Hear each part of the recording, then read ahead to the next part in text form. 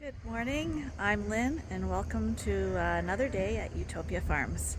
It's a little bleary today. It's gonna rain again, I think, so what we plan on doing today is getting all the chores done this morning, and then we're gonna head off to wool growers and drop off some of the wool we did when we were shearing a month ago. And also we're gonna pick up our supplies for winter. And I guess we'll show you where we get the supplies and what kind of supplies we're getting. Stay with us. As I come in the barn, I do a quick glance of everybody. They are all out of water because I haven't done the waters yet. But we got a bright-eyed lamb there. These two yesterday are bright-eyed. The one with the umbilical cord, we got it tied off and she's fine. This one's hopping around the pen, always a good sign. She had her tags and stuff done yesterday, so she can go out today. And this is a little new one. Everyone in the back pens is running around. So on first glance, everyone looks good. And now I set out to give them all clean water, do their salt minerals, and then I'll head out and check the lambing barn. So before we go to the coveralls, we are going to let that ewe and lamb out. She's getting her trimming now. She just had her deworming. The lamb's here ready to go in the group pen. We'll get it up here ready. We'll get it to the gate. We have a little hole on the beams of the barn. We have a little setup where our dewormer goes, and we put the clippers in there as well. And then on this beam we have our gloves, which we're getting fairly low on, so we got to pick up some more. And then these guys will be going into the group with no problems. And we've got 1, 2, 3, 4, 5. We got 8 in there now. This will be 9. And at 10, we bring them over to the coverall. So at that point, Arnie's going to have to clean out the pen in the coverall. And our first group of lambs will head to the coveralls.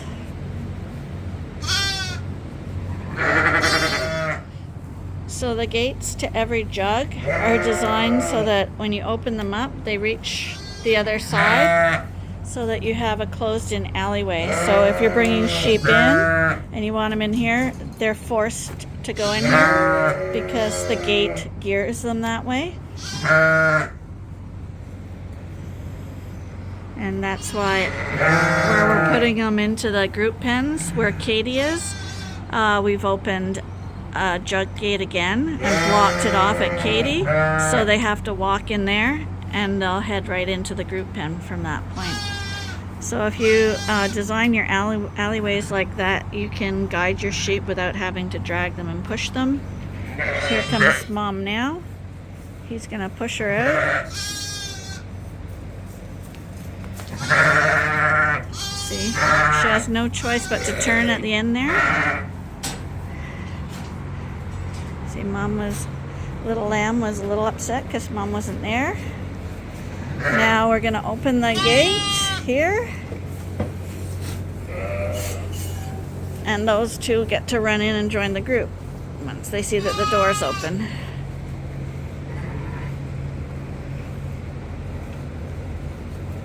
First we have to have a de-stressing nurse because being away from Mom for 2 minutes was very stressful. Okay, you guys, you can go in now. That's it. That's it. Follow your mom. You didn't look. There you go. There you go.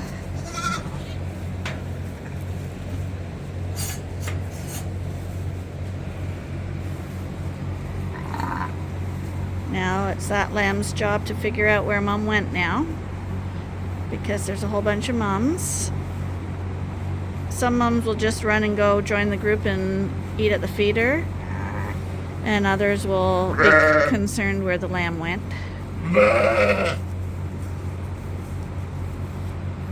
And that's her mom right there with her. So they're together. That's good. So Arnie's just dropping a bale into the feeder here. This is the breeding groups. This is how we feed our hay. So that was a wrapped first cut bale. So we cut the wrapping off it. He set the bale on its round in the feeder. Now he's going to cut the strings off. So he rolls the bale out. And this group isn't a large group, so he'll stop it part way, and then tonight he'll roll it back.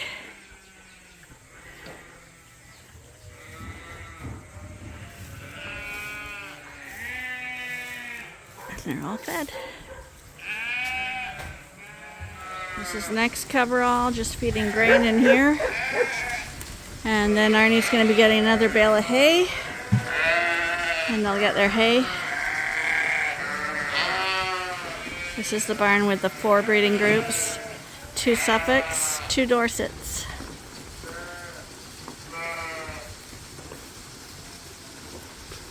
As you know, we clean out the drinkers every day. I walk around with a little pouch around my waist. Has my camera and it has my scrubby.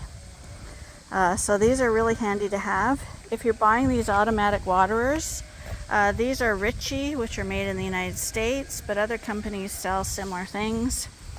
And they usually come in a plastic version where the actual bowl is plastic, just like the outside, or they come in a stainless steel version.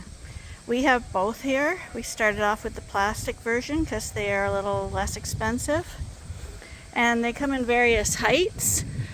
We put ours up on a cement block, so they step up onto here and they drink out of that. So that way we can get a bedding pack buildup and it doesn't affect the water in any way. But if you are building a barn or installing these for the very first time, please, please, please do not get the plastic version. It is not worth the savings in money. They are extremely difficult to clean, and they stain, and they don't heat well. They even though they're not supposed to freeze up in the winter, they inevitably do. So they're a real pain in the neck. So get the steel bottom ones. The other ones have a heating core in the middle, so the outside tends to get cold, whereas the steel ones, the heating element goes under the actual steel bowl, so it keeps it more evenly warm.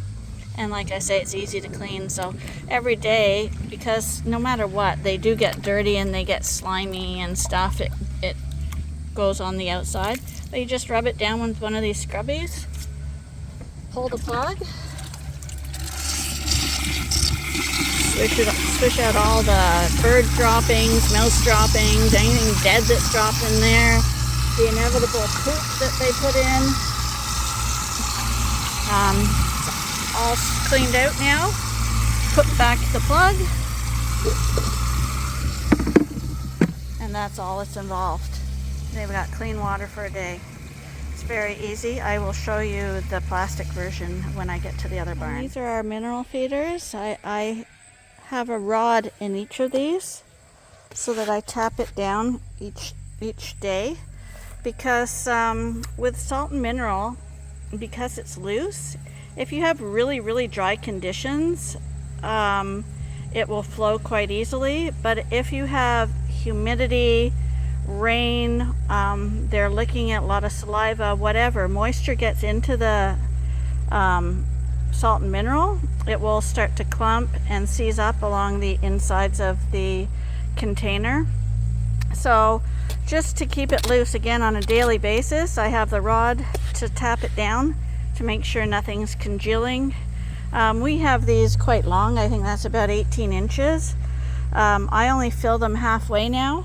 I don't know if you can see that, because the idea was you fill it up high and then you don't have to refill it for quite some time, but it doesn't work out that way.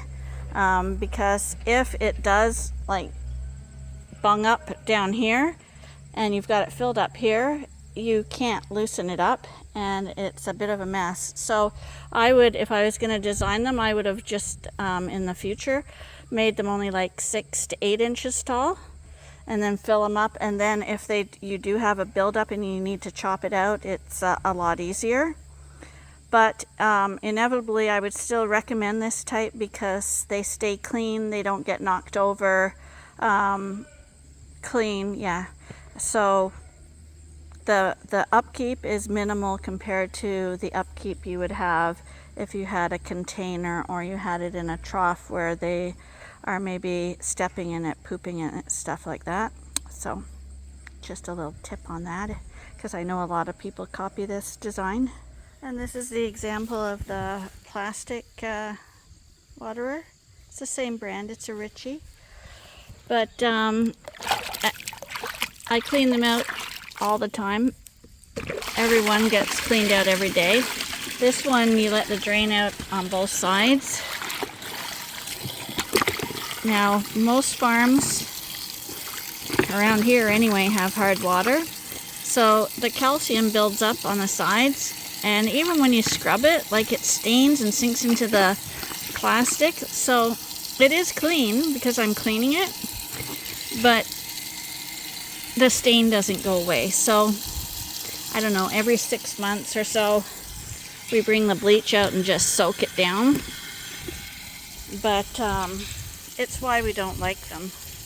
And inside, instead of the heater going under each pan, there's a heating element in the middle. And so as a result, it doesn't keep these sides free from ice when you have the brutal cold temperatures that we have. If you're in a warm climate, it wouldn't matter, but they are still way, way harder to clean. So I would highly recommend steel-bottomed drinkers, not plastic. So these are all the bags of wool we had from our last shearing. We never had the opportunity to get out to wool growers to bring the wool in. So it's kind of a rainy day again today, and they're definitely taking up way too much space. So now we got some more airflow because the wool was in Snappy's pen. So now we got air flowing through the barn a little better. Get rid of this stuff, which has pretty well no value in today's market. But it almost pays for a shearer, not quite. We were all laying down until I came in.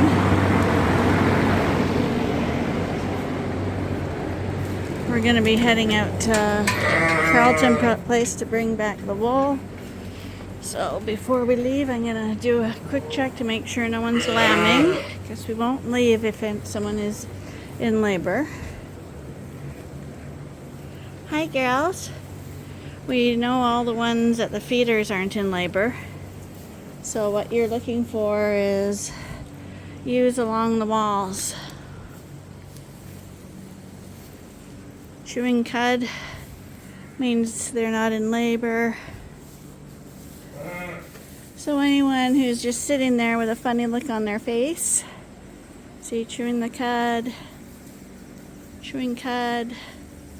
She's just standing there doing nothing. Everybody else there is chewing their cuds. There's one at the back here. I better check her. But they're nibbling at stuff. No, I'm thinking it's safe to bring the wool back. But yeah, we got some really heavy girls here. Big udder, big belly on this girl. Okay, well just wait a few hours, okay girls? We'll be back shortly. So we've arrived at the famous Canadian wool growers. This is where we do all our wool deliveries here. They have a supply store here where we get all our sheep supplies. So we'll be heading in there next because while we're here, it's an hour and a half from our home, so we pick up anything we can think of that we might need in the next few months.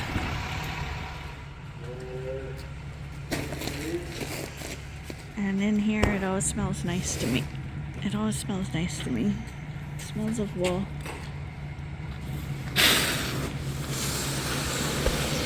So with those hooks, they weigh all the bags. Just hold it.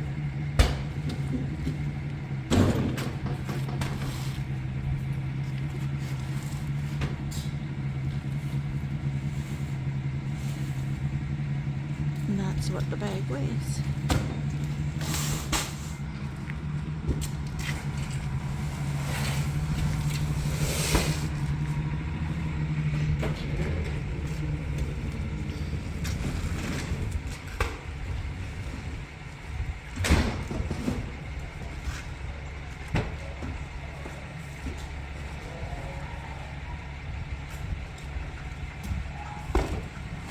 So we just had a really interesting talk with the guy who was collecting the wool out there.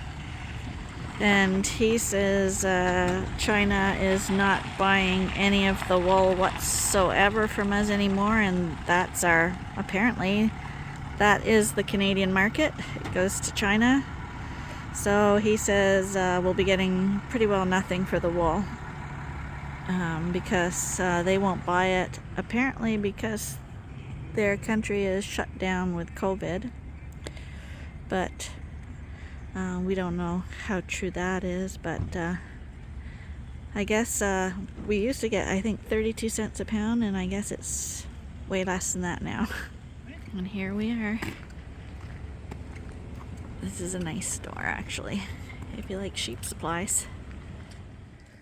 So this is my office where all the bills get paid, and I do all my sheep records and stuff like that.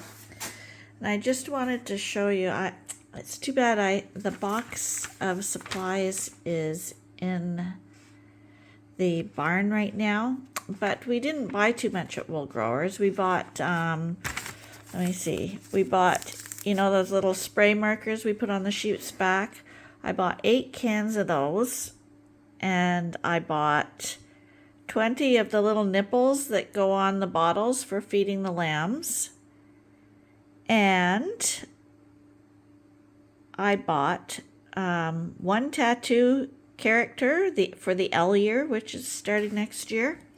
And I bought those radio tags, which are mandatory, and the farm tags. And it filled like a little 1 foot by 1 foot by 6 inch box. Like, wasn't a big box.